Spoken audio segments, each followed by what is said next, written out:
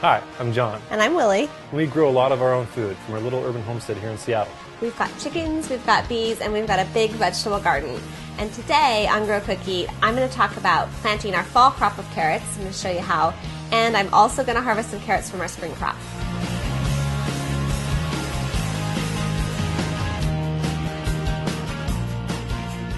We're pretty excited that we have carrots, and I have to admit I went out there and snuck a few yesterday and they taste really good. All right. So I'm going to head outside and we're going to talk about growing carrots, and then we're going to come back in and I'm going to do a recipe that's super simple but so delicious, honey roasted carrots. So carrots are a crop that you always want to direct sow out in the garden. They don't do well from transplants. And the one tricky thing about them is they have pretty small seeds and they take a long time to germinate. So I just want to show you a really great trick for getting a good germination rate out of carrots. And what you do is you go ahead and you want to prepare your soil so it's nice and smooth. There's no big clods or anything because, again, these are really small seeds. Pour some seeds out into your hand. And then you're going to take the seeds and try and plant them in a row as evenly as you can, trying to space the seeds out about an inch apart or so. You want to barely cover them up with soil, so just put a really light layer of soil over the top.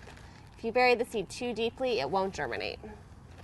Then the secret trick is to put a piece of burlap over the top. This is just a coffee bag that I got at my local coffee roaster, and I cut it into a strip, and I'm going to lay it over the top of the soil and use one of these sort of U-shaped landscape fabric pins to pin it into place.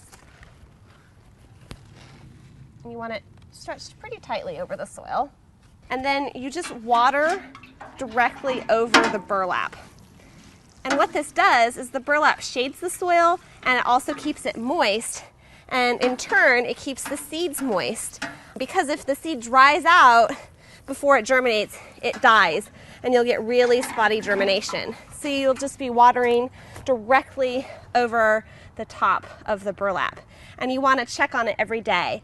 And it's summer right now and I'm planting my fall crop of carrots, so I might need to water this 2 or 3 times a day to keep it moist, but in spring you'll probably only need to water once a day, if at all, because it might be raining a lot. So you'll just kind of peer underneath there every day, and as soon as you see the little sort of grassy green growth of the carrots germinating, you'll take the burlap off and expose those seedlings to the sunshine.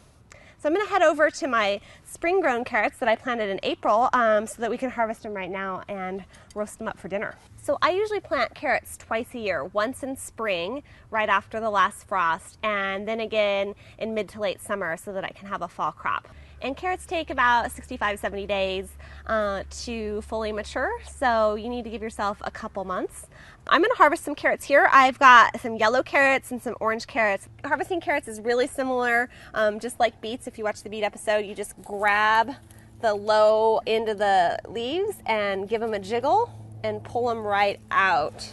You may need to take a garden fork and loosen up the soil a little bit before you pull. If you try to pull a carrot out and the leaves just snap off, then that's the sign that you need to loosen up your soil before you try and pull them. I have a few carrots in the kitchen that I harvested the other day, so I think I've got enough here, and I'm just gonna take them inside so we can roast them up for dinner.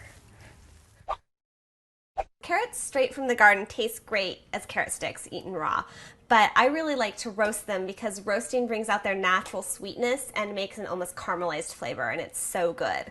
Plus, it's a really simple way to prepare carrots, and it's pretty fast too. So once you have your carrots washed, you can put them onto a rimmed baking sheet. And once you get them on the tray, then you just want to drizzle a little bit of olive oil on. And we're going to be putting butter and honey on later in the roasting process, so you don't want to just douse these in oil. Just enough so that they don't stick to the pan and that they don't dry out when they're roasting. So just a little bit of oil over the top, probably not even a whole tablespoon. So you just want to roll the carrots around until they're nice and coated. And again, you don't want them doused in oil because we're going to be putting butter and honey on a little bit later in the roasting process. So get them all nicely coated with oil, and then I'm going to stick them into the oven, which has been preheated to 425. Just stick them in there. And we're gonna let those roast for 15 minutes. While they're roasting, I'm gonna go ahead and melt the honey and the butter together, and then we'll pour them over the top and let the carrots cook for a little bit longer. I'm gonna take a tablespoon of butter, stick it into the pan along with a tablespoon of honey, and we're just gonna stir these together. And then once it's melted, I just wanna pop these carrots out of the oven real quick. You can see they're getting nice and brown, and I should mention you always want to give them a couple shakes every 5 or so minutes so that they're browning evenly. I'm going to pour this honey butter over the carrots, and then I just want to stick them back in the oven for about 5 or 10 minutes. You don't want them to get overcooked or burn, and you have to be a little bit careful because there's the honey on them now. Keep an eye on them, and we're just going to pull them out once they're super easily in the thickest part of the carrot pulled through with the knife. So I think these need about 5 more minutes. And it'll vary depending on how thick the carrot is. So stick these back in. Just a few more minutes. That'll give me time to get our soup warmed up for dinner, and then we'll be ready to eat. So these kind of fatter carrots took about 25 minutes total, but skinnier carrots will take a little bit less time. So you'll just need to check on them as they cook.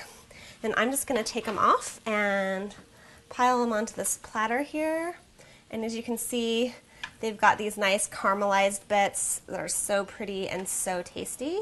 Roasting is just the best way to have carrots, I think.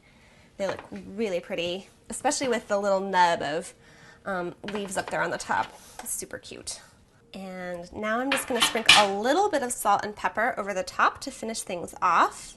Nice kosher salt there, and just a few grinds of fresh pepper. So delicious. Okay. Delicious. I'm gonna go give this to John over at the table. Okay, so I got the roasted carrots, and I roasted them in honey, so they're gonna be really sweet, I think. These are our carrots? Yes, there are carrots. The itty bitty carrots we planted? Yes, they turned out so well. Oh my so gosh. much better than last year's carrots. I think they kind of turned out perfect. I'm just gonna go for it. They're really good.